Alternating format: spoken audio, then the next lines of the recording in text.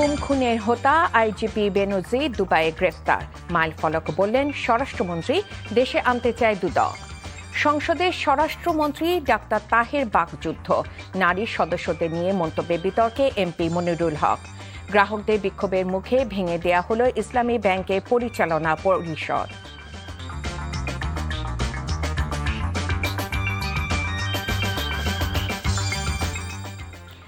আসসালামু আলাইকুম, রাইকা আল হোসেন স্বাগত জানাচ্ছি এনটিভির রাতের খবরে। ক্রাউন সিমেন্ট শিরোনাম দেখছিলেন, এবার চলুন পুরো খবরে।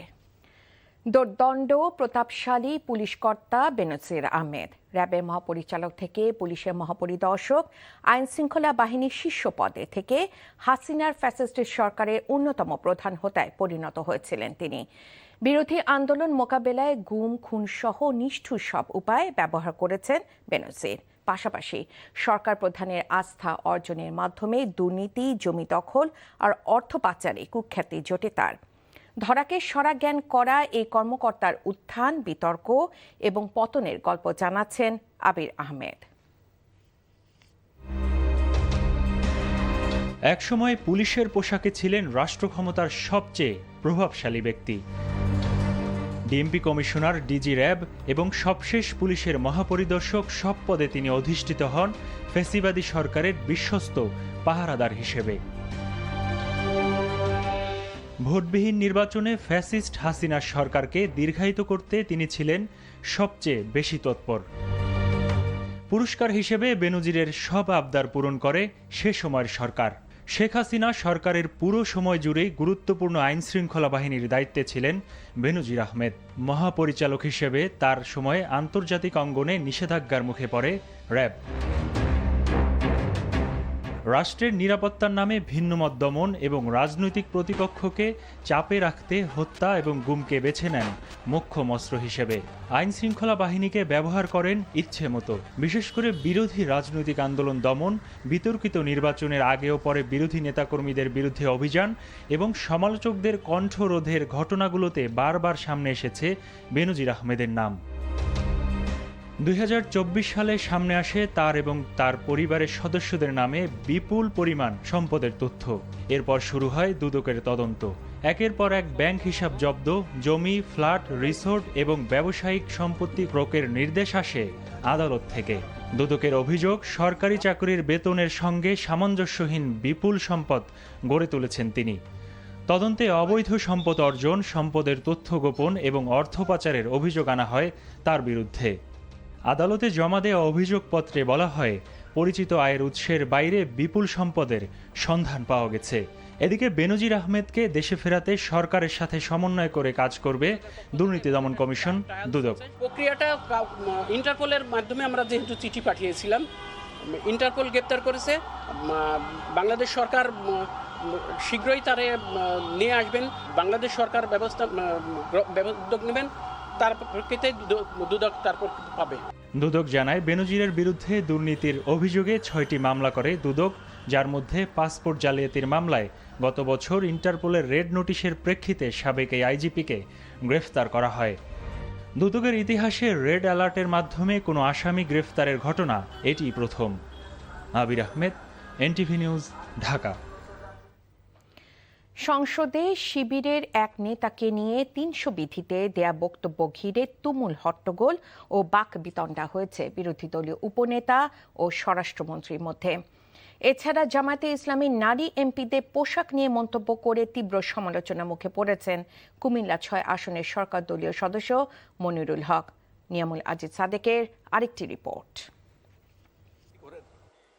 সম্প্রতি কুমিল্লা থেকে নিখোঁজ ছাত্র শিবিরের নেতা, আন্তর্জাতিক সম্পাদক জিশান মিয়া প্রধানের নিখোঁজ নিয়ে বক্তব্য দেন স্বরাষ্ট্রমন্ত্রী সালাউদ্দিন আহমেদ। জিশান মিয়া প্রধান তার পূর্ব পরিচিত ও ঘনিষ্ঠ জনক সিকান্দর আলীর ওষুধের দোকান হতে বাচ্চা নষ্ট করার, ভ্রূণ নষ্ট করার ট্যাবলেট ক্রয় করে ভিকটিম মেয়েটিকে খাওয়ায়। 2-3 দিন পরে ভ্রূণ নষ্ট হওয়ায় ওষুধ সেবনের ফলে ভিকটিমের প্রচন্ড রক্তক্ষরণ শুরু হলে এটা আমরা মনে করলাম এই ঘটনা জাতির সামনে প্রকাশ করা দরকার। তার এই বক্তব্যের জেরে সংসদের বিরোধী দলীয় উপনেতা তীব্র আপত্তি জানান। 300 বিধিতে সম্পূরক প্রশ্নের সুযোগ না থাকায় এ নিয়ে শুরু হয় হট্টগোল।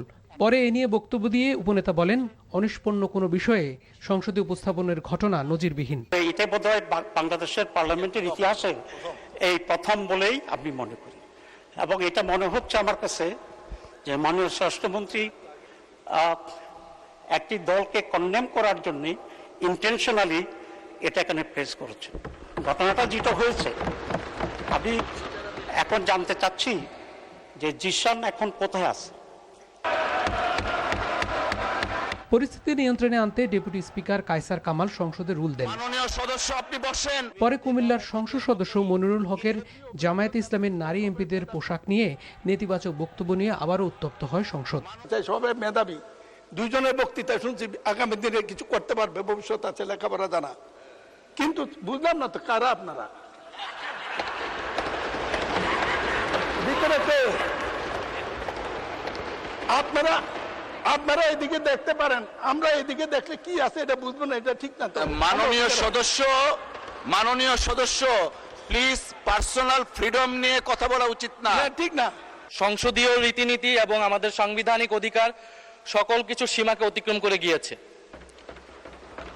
উনি ওনার বক্তব্যে প্রথমত সংসদের বিরোধী দলীয় উপনেতা ওনার স্ত্রীকে নিয়ে উনি কটাক্ষ করেছেন। মাননীয় স্পিকার, প্রত্যেকটা ব্যক্তির গণতান্ত্রিক রাষ্ট্রে তার ধর্মীয় স্বাধীনতা রয়েছে, পোশাকের স্বাধীনতা রয়েছে।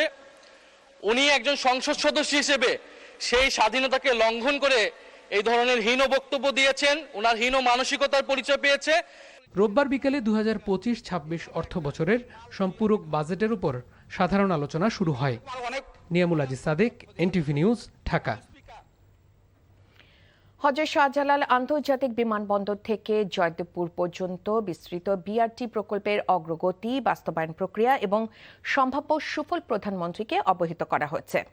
দুপুরে সচিবালয়ে প্রধানমন্ত্রী তারেক রহমানের সভাপতিত্বে অনুষ্ঠিত সভায় বিশেষজ্ঞরা বিআরটির নকশা, স্টেশন ব্যবস্থাপনা, যাত্রী সেবা, পরিচালন কাঠামো এবং সামগ্রিক কার্যকারিতা নিয়ে পর্যবেক্ষণ ও পরামর্শ তুলে ধরেন।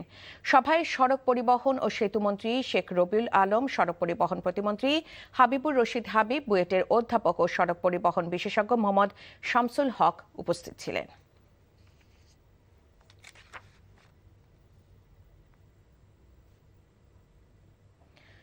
শিক্ষার্থীদের দক্ষতা ও মূল্যবোধ বিকাশে সপ্তম শ্রেণী থেকে দলগত কাজ, বাস্তবভিত্তিক শিক্ষা এবং নৈতিক শিক্ষার উপর গুরুত্ব আরোপ করা হবে বলে জানিয়েছেন জিয়াউর রহমান ফাউন্ডেশনের সহসভাপতি ডাক্তার জুবাইদা রহমান। বিকেলে রাজধানী বিএফ শাহীন কলেজে ঢাকা জেলা প্রশাসন আয়োজিত বিজ্ঞান মেলার সমাপনী ও পুরস্কার বিতরণী অনুষ্ঠানে একথা বলেন তিনি। অনেক প্রতিষ্ঠানের অবকাঠামোর বেহাল অবস্থা উল্লেখ করে জুবাইদা রহমান বলেন, ধনী গরিব নির্বিশেষে অনগ্রসর এলাকায় উপযুক্ত ব্যবস্থা গ্রহণের মাধ্যমে আগামী শিক্ষাকে আনন্দময় করা হবে।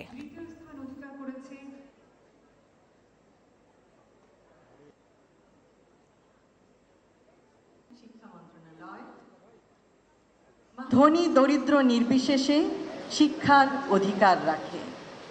শিক্ষার সুযোগকে অনগ্রসর এলাকার জনসাধারণের দ্বার প্রান্তে নিয়ে গেলে প্রতিভা অন্বেষণ ও উপযুক্ত সুযোগ করে দেওয়ার মাধ্যমে সুপ্ত প্রতিভা বিকাশের পথ করা যাবে ইনশাআল্লাহ। ইসলামী ব্যাংকের পরিচালনা পর্ষদ ভেঙে দিয়েছে নিয়ন্ত্রক প্রতিষ্ঠান বাংলাদেশ ব্যাংক। ব্যাংকের নতুন চেয়ারম্যানের অপসারণ দাবিতে গ্রাহকদের টানা আন্দোলনের মুখে এমন সিদ্ধান্ত এলো।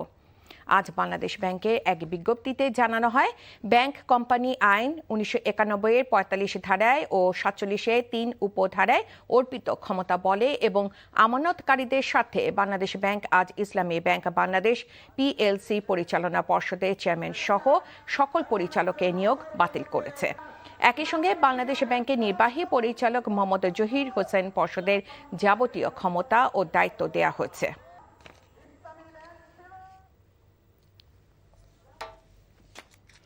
বাংলাদেশ সীমান্তে বর্ডার গার্ড বাংলাদেশ বিজিবির বাধায় ভেস্তে গেছে ভারতীয় সীমান্তরক্ষী বাহিনী বিএসএফ এর পুশিন চেষ্টা।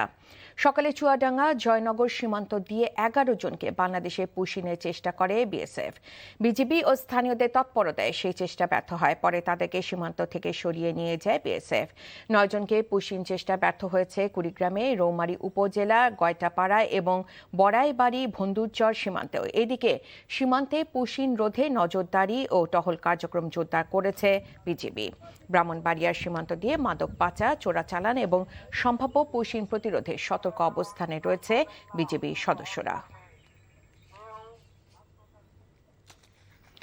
দেশে প্রথমবারের মতো 700 মেগাহার্টজ ফ্রিকোয়েন্সি ব্যান্ড চালু করেছে শীর্ষ মোবাইল সেবাদাতা প্রতিষ্ঠান গ্রামীণফোন। সন্ধ্যায় রাজধানীর একটি হোটেলে আয়োজিত অনুষ্ঠানে এ ঘোষণা দেওয়া হয়। প্রতিষ্ঠানটির কর্মকর্তারা আশা করছেন নতুন এই ফ্রিকোয়েন্সি চালুর ফলে ভবনের ভেতরে মোবাইল নেটওয়ার্কের মান আরও উন্নত হবে এবং প্রত্যন্ত অঞ্চলে শক্তিশালী এবং নিরবিচ্ছিন্ন সংযোগ নিশ্চিত হবে। বিটিআরসি থেকে 13 বছরের জন্য 10 মেগাহার্টজ স্পেকট্রাম বরাদ্দ পেয়েছে গ্রামীণফোন। বিপরীতে রাষ্ট্রীয় কোষাগারে 2,200 কোটি টাকা জমা দেবে প্রতিষ্ঠানটি। এই উদ্যোগ দেশের ডিজিটাল সেবা সম্প্রসারণ, প্রযুক্তিগত অন্তর্ভুক্তি এবং অর্থনৈতিক প্রবৃদ্ধিকে আরও গতিশীল করবে বলে আশাবাদী উদ্যোক্তাদের।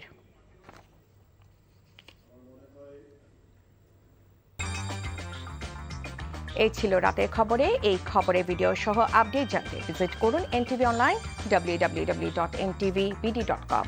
এছাড়াও এনটিভির জনপ্রিয় সব অনুষ্ঠান ও খবরের আপডেট জানতে ভিজিট করুন আমাদের ইউটিউব ও ভেরিফাইড ফেসবুক পেজ। রাত 1টায় মধ্যরাতের খবর দেখার আমন্ত্রণ জানিয়ে বিদায় নিচ্ছি। এতক্ষণ সাথে থাকার জন্য ধন্যবাদ সবাইকে।